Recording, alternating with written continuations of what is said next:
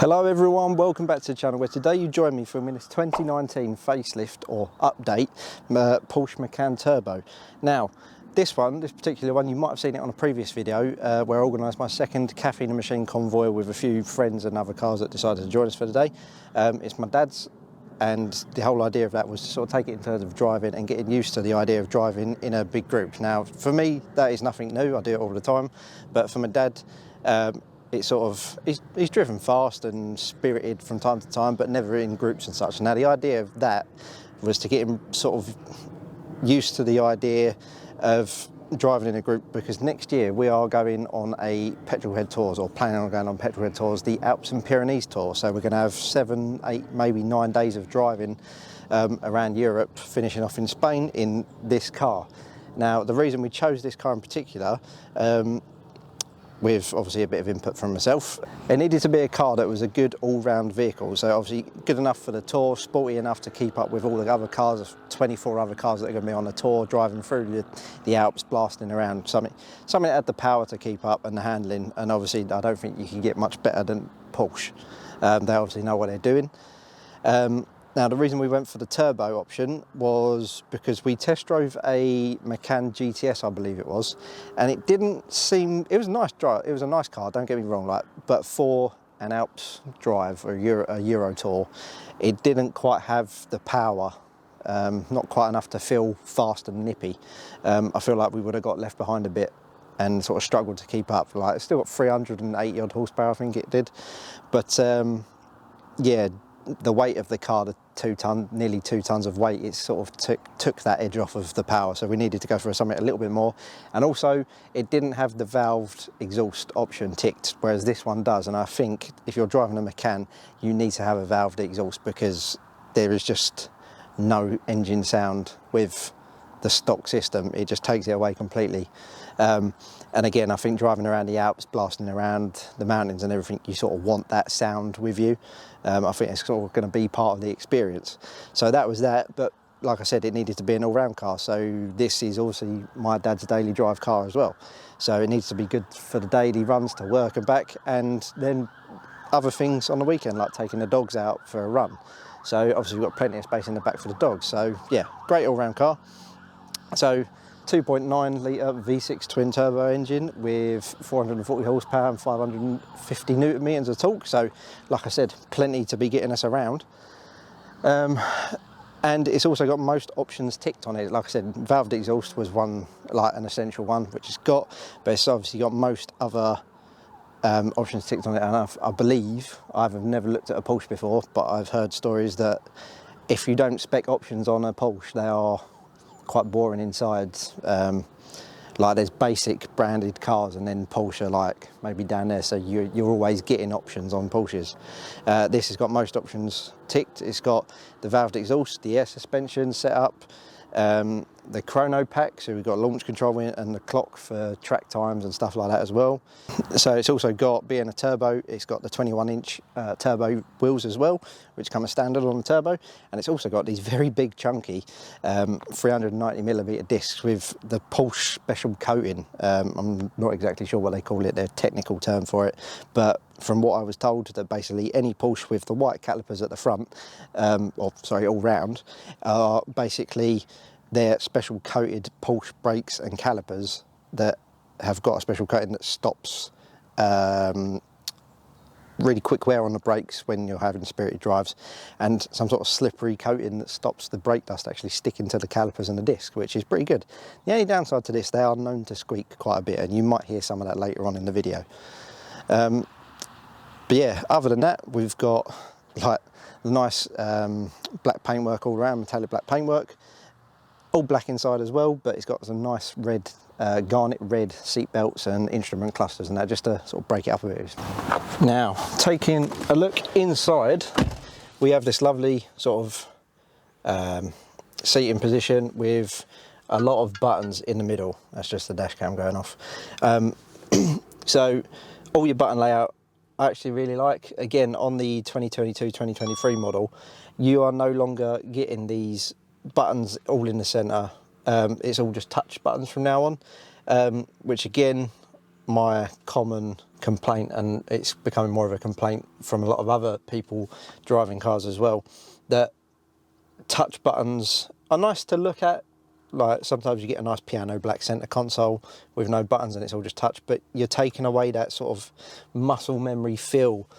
So you're sort of having to take your eyes off the road a lot more to sort of try and remember what buttons you want to touch and where they are. Whereas before you can just look straight ahead, look at the road, and just by memory touch whatever button you need to do. But this is nice. This is sort of like my ideal cockpit, as to say.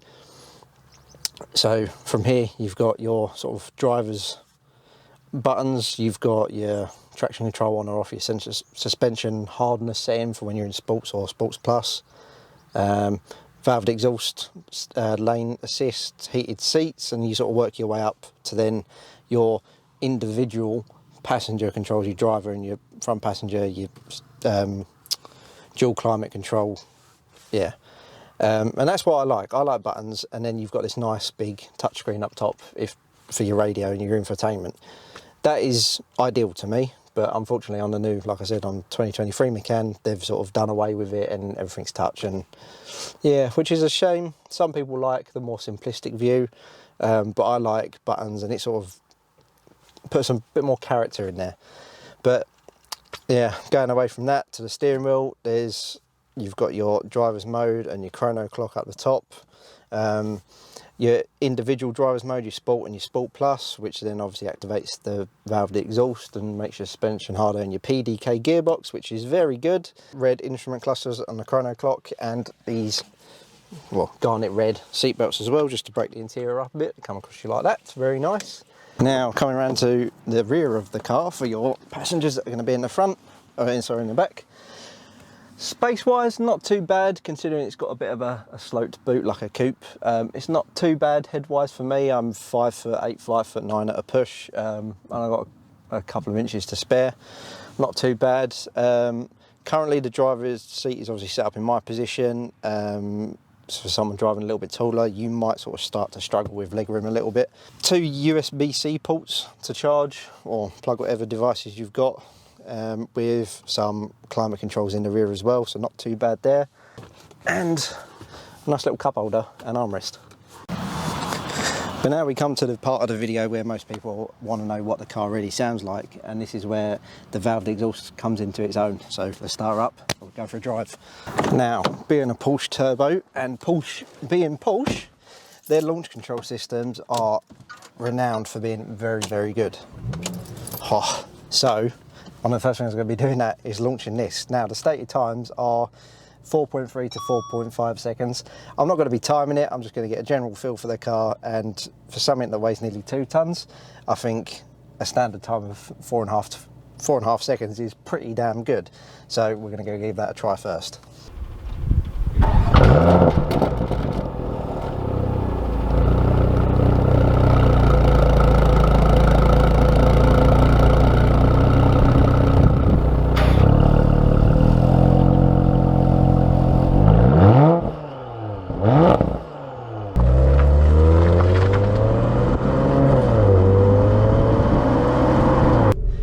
Before I forget and we get onto the fast road driving, this particular Macan Turbo has a 75 litre fuel tank, which I think is quite big, but the only downside to that is when you do want to do a full fill up from empty, it could be a pretty penny.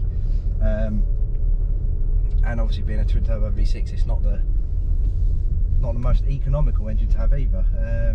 But saying that, again, if you're not flooring it all the time and you're not going on boost and you're just driving normally, it can probably still get an average of like 28 to 30 miles per gallon, like if you're good with it, maybe even a bit more on a long stretch. So it's not too bad for what it is.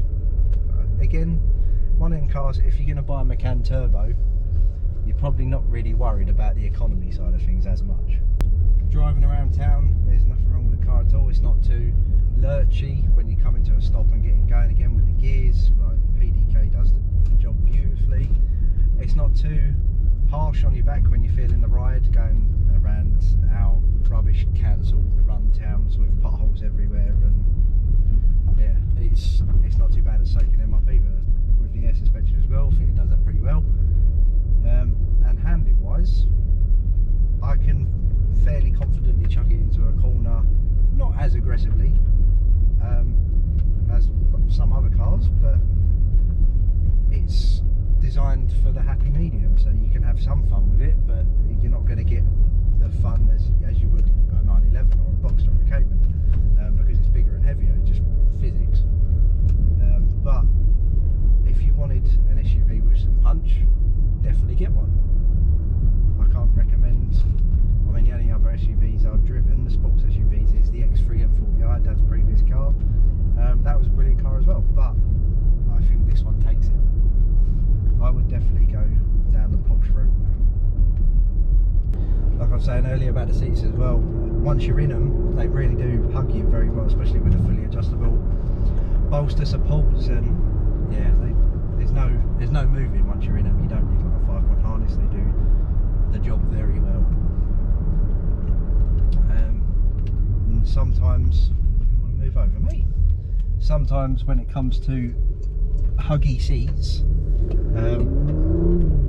they can sort of take away some of the comfort with it, but these do not. I could happily sit here for hours enjoying this.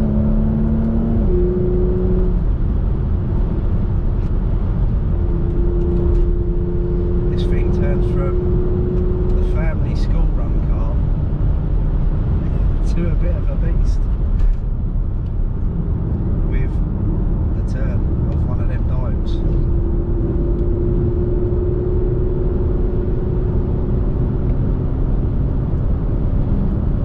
Not too much roll in the chassis. There's a little bit there, but that could just be the air dampeners. I don't know how good the air suspension normally is, but it feels pretty good. Right, I'll put it back to normal mode so you can sort of see if the PDK gearbox in normal mode is sort of like laggy or not. You can sort of tell that if you do want the performance out of it, you do need to switch it into Sport or Sport Plus, just to give the gearbox a bit of a chance to know what it's doing. So if we go around this bend, we sort of put our foot down, there's a good half a second delay. Obviously the valves are closed, so there's not too much noise at the back. But once it gets up to speed, it sort of calms down back to normal. Whereas if we go to Sport Plus and we slow down again, so we're currently at 5th gear, 40 miles an hour, put my foot down, straight to 3rd, and it picks up straight away. And you can tell the difference, the engine responsiveness and the gearbox responsiveness. It's so much sharper. So it's definitely where you want to be at on these roads. But normal does its job just fine round town.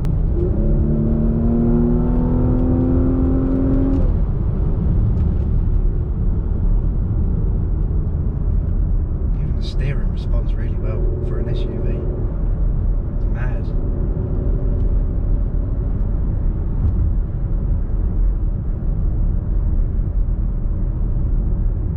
The only thing, like I said earlier, it's 404 horsepower, but is it 440 all the time?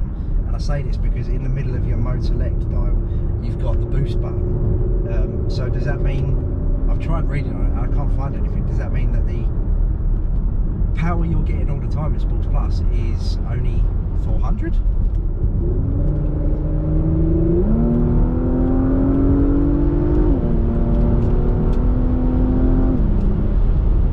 Saying you need the boost button all the time, because that brings up pretty well,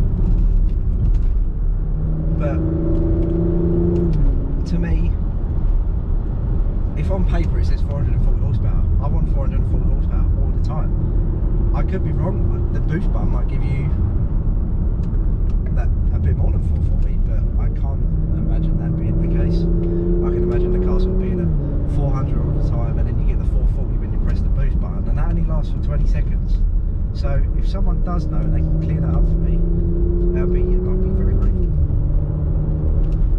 But even so, the way it handles the power that it's got, brilliant. Down here onto this country road. Again, still standard driver's default settings. You can hear a tiny little bit of the engine note from the back. It's subtle, but it's a nice subtle. It's there, and you can just notice it, but it's not intrusive in the cabin. But even with the default suspension settings and engine management settings around these lanes, it's a nice drive. It's just, there's nothing aggressive about it or sluggish about it. It's sort of a perfect balance. I guess it's a Porsche thing, because it seems to be the opposite to every other brand of gearbox that I've driven. So if we flip it over, normally like that, to change it up, you pull it towards you, but that is a downshift. So to change it up, you push it away from you, which seems a bit backwards, but I guess that's standard for Porsche. So if you're used to the Porsche brand, it's probably second nature. But to me, coming from BMW, it feels quite backwards. But when you do come to the bit where you want to enjoy yourself a bit, you can sort of switch the dial on the steering wheel around to Sports Plus. Straight away you hear the engine downshift a couple of gears, the exhaust opens up, and then you can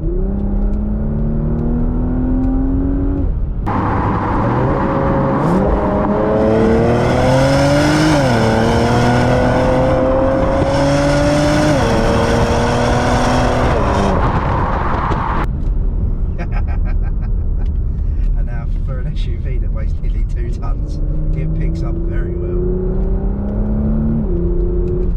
Oh.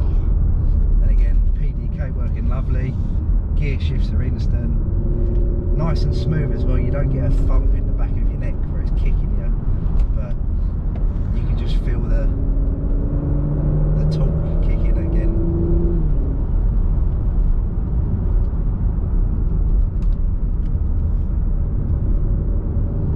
I love these fast SUVs. They're so brilliant. They're like, oh, the sleepers, the standard sleepers that we all needed.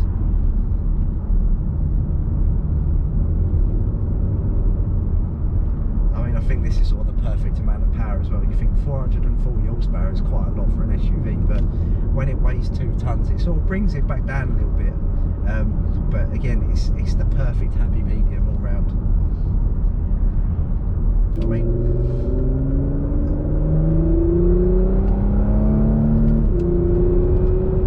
again, up to speed on the country road, still in Sports Plus, the exhaust is open. It's not intrusive.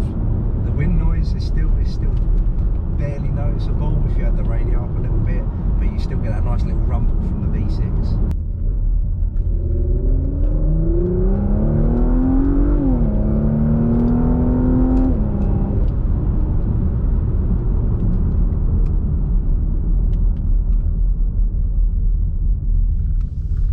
Try the launch control, because I haven't done it in this car yet, and neither has my dad. So we've got PCM off, or stability control.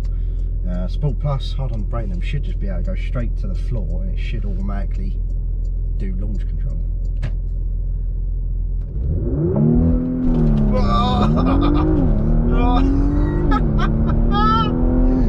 Oh, my stomach. Oh. I was not expecting that. I knew it was around 4.5 seconds, but that felt quicker than that. Oh, I don't know what it is with SUVs. Supercars doing launch control, my stomach's fine, but in SUVs and like other Porsches like the Taycan not too long ago, they just make my stomach go funny.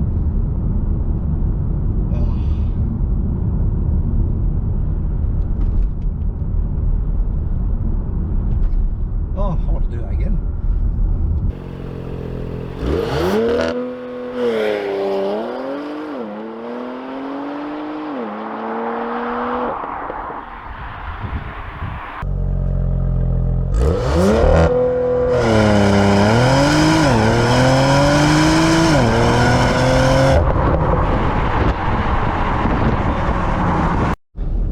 So this brings me to the end of the video, where we come back to the towns and the normal driving reality. So if you enjoyed this video and the sort of the review on the Macan, and if if you've ever experienced one or you consider one.